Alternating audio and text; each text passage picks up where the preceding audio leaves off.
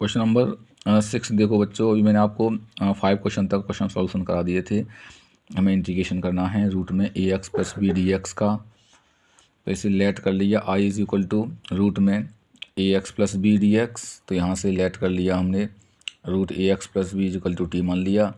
हमने स्क्वायरिंग किया both of side. Square करने के बाद स्क्वायर रूट ख़त्म हो जाएगा, यहाँ ए एक्स प्लस बी बचेगा और ये टी का स्क्वायर हो जाएगा। जब हम बोथ ऑफ डिफरेंशिएशन करेंगे तो देखो ए का तो होगा नहीं कांस्टेंट, एक्स का हो जाएगा 1 और यहाँ कांस्टेंट विदाउट वेरिएबल है तो इसका हो जाएगा 0। यहाँ एक्स की पावर एन क्या होता है, पावर आगे पावर में से एक कम। क्या ये वास्तव में एक्स है? नहीं है, इसलिए D T upon d x. इसका अगेन डेरिवेटिव कर दिया। यहाँ बचा ए और ये डी एक्स हमने इधर ट्रांसफ़र कर दिया। यहाँ बचा 2t dt। तो डी एक्स की वैल्यू इधर ट्रांसफ़र कर दिया 2t अपॉन ए और डी टी। जहाँ डी एक्स है, ये डी एक्स की वैल्यू हमने क्या लगा दी, ये लगा दी 2 upon A T D T और ये हमने टी मान लिया था पहले ही। इसका ऐसे मल्टीप्लाई किया तो ये टी स्क्वायर हो गया। ये एक्स की पावर एन का फॉर्मूला लगा दिया, n plus 1 upon n plus 1 plus c. तो देखो ये आ गया 2 अपॉन 3a टी की पावर 3 प्लस सी और 2 अपॉन 3a टी की वैल्यू थी अंडर रूट में स्क्वायर रूट में ए एक्स प्लस बी का होल क्यूब प्लस सी। अब ये रूट जब हटाते हैं तो इसकी वैल्यू हाफ होती है और जब 1/2 का मल्टीप्लाई 3 में करेंगे, जैसे इस तरीके से अगर 1/2 की में 3 में मल्टीप्लाई करेंगे तो ये 3/2 आएगा, ठीक है, प्लस सी। यही आपका आंसर होगा। उसके बाद क्वेश्चन नंबर 7 देखो, एक्स रूट में एक्स प्लस 2 डी एक्स। तो हमने let I is equal to x root में एक्स प्लस 2 डी एक्स कर लिया और हमने इस वाले रूट को टी मान लिया। हमने स्क्वायरिंग किया both of side, we get x plus 2 is equal to t square. Differentiation किया both of side, d upon d x x plus 2 और d upon d x t square किया। X का 1 होता है, कांस्टेंट का 0 होता है। यहाँ एक्स की पावर एन लगा दिया, पावर में से कम कर देंगे, पावर आगे पावर में से एक कम। क्या ये रियल में एक्स था? नहीं था, इसलिए अगेन डेरिवेटिव किया तो D T upon d x हो गया। यहाँ 1 डी एक्स को ट्रांसफ़र कर दिया, यहाँ 2t dt हो गया। अब देखो यहाँ डी एक्स की जो वैल्यू है वो 2t dt हो गई, 2 लगा दिया, आगे मैंने t dt हो गई और ये मैंने t मानी थी इसलिए यहाँ मैंने t लगा दिया। और इस x की जगह पर यहाँ से इसे इधर ट्रांसफ़र करेंगे तो यहाँ से x की वैल्यू मिलेगी t स्क्वायर माइनस 2 और मैंने यहाँ t स्क्वायर माइनस 2 लगा दिया। इसका ऐसे मल्टीप्लाई करेंगे, टी का टी स्क्वायर हो जाएगा। अब देखो इसका अंदर मल्टीप्लाई किया, दोनों की पावर ऐड हो जाएगी मल्टीप्लाई में, 2 की पावर टी की पावर 4 हो जाएगी और इसमें करेंगे तो 2t स्क्वायर dt हो जाएगा। अब यहाँ देखो अलग अलग किया, इसे इंटीग्रेशन अलग किया और 2 2 जा 4 और इसका इंटीग्रेशन अलग किया।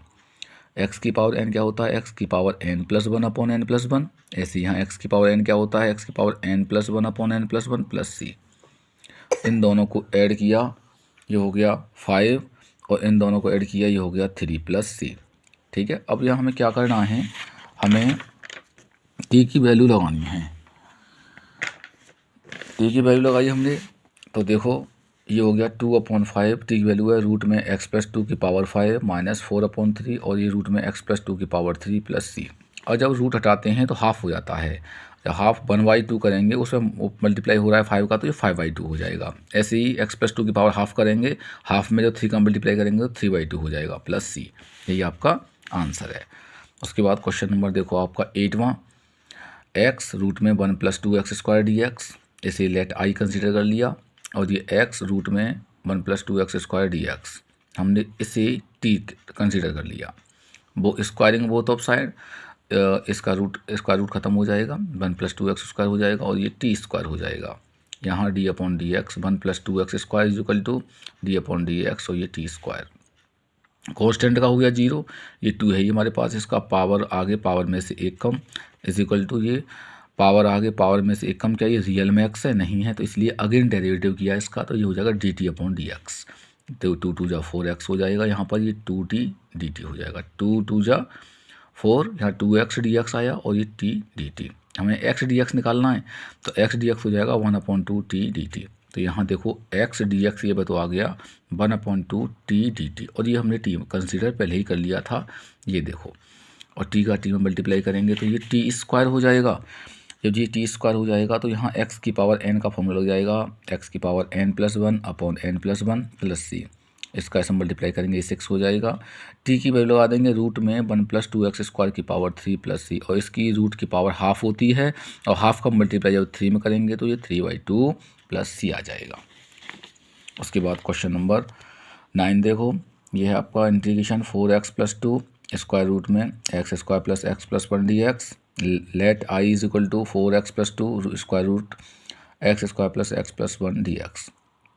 सबसे पहले देखो हमने इसमें से 2 बाहर निकाल लिया, तो ये हो जाएगा 2x + 1 और ये x² + x + 1 dx, और इससे हमने पूरे को t कंसीडर कर लिया और स्क्वायरिंग बोथ ऑफ साइड किया, तो ये स्क्वायर रूट खत्म हो गया, यानी x² + x + 1 = t²। अब देखो हमने बोथ ऑफ साइड डिफरेंशिएशन किया, d/dx x² + x + 1 d/dx और ये t²। इसमें पावर आगे पावर में से कम, x का हो गया 1, कांस्टेंट का हो गया 0, यहाँ पावर आगे पावर में से कम, क्या ये रियल में x है? नहीं है, इसलिए dt/dx हो जाएगा। अब देखो dx को इधर ट्रांसफ़र किया, 2x + 1 dx = ये हो जाएगा 2t dt। अब हमने क्या किया, यहाँ 2x + 1 dx है, देखो यहाँ 2x + 1 dx है, यानी ये 2x + 1 dx की जो वैल्यू है ये तो हो गई आपकी 2 dt, ठीक है, 2 dt। तो मैंने यहाँ पर 2 तो ऑलरेडी था ही, और ये 2 t dt तो लगा दिया मैंने 2x + 1 dx यहाँ पर, और वो ये हमने t मान लिया था। क्या मान लिया था? ये वाला देखो, ये हमने t मान लिया था, इसलिए इसकी जगह पर t लगा दिया। अब जब t × t करेंगे तो ये t² हो जाएगा, ये 2 × 2 = 4 हो जाएगा। x की पावर n क्या होता है? n + 1/n + 1 + c। ये हो गया 4/3 t की power 3 + c, 4/3 square root x² + x + 1 की पावर 3 + c। अब देखो इसकी वैल्यू होती है हाफ, जब हाफ का मल्टीप्लाई 3 में करेंगे तो 3/2 + c हो जाएगा, यही आपका आंसर है। उसके बाद क्वेश्चन नंबर 10 देखो, ये है 1/x - रूट में x dx, let i = 1/x root x dx। इसमें इस वाले x को देखो हम √x × √x कर सकते हैं, क्योंकि रूट से रूट कैंसिल आउट हो जाएगा और फिर रियल में x आ जाएगा। हमने क्या किया, दोनों में √x हमने बाहर निकाल लिया। जब √x बाहर निकाला तो यहाँ पर तो √x बच गया, यहाँ पर 1 बच गया, और इसे हमने t कंसीडर कर लिया, √x - 1 = t। हमने क्या किया, डिफरेंशिएशन किया बोथ ऑफ साइड, तो √x का तो हो जाएगा 1/2 √x और कांस्टेंट का हो जाएगा 0, और dx इधर ट्रांसफ़र कर दिया, ये हो गया dt। 1/√x dx और ये 2 इधर ट्रांसफ़र कर दिया 2t dt, यानी देखो 1/√x dx की वैल्यू तो हो गई 2t dt, तो 2t dt और ये 1/t हो गया, क्योंकि ये हमने t माना था, और 1/t होता है log t + c, यानी 2 log और t की value √x - 1 + c। Thank you.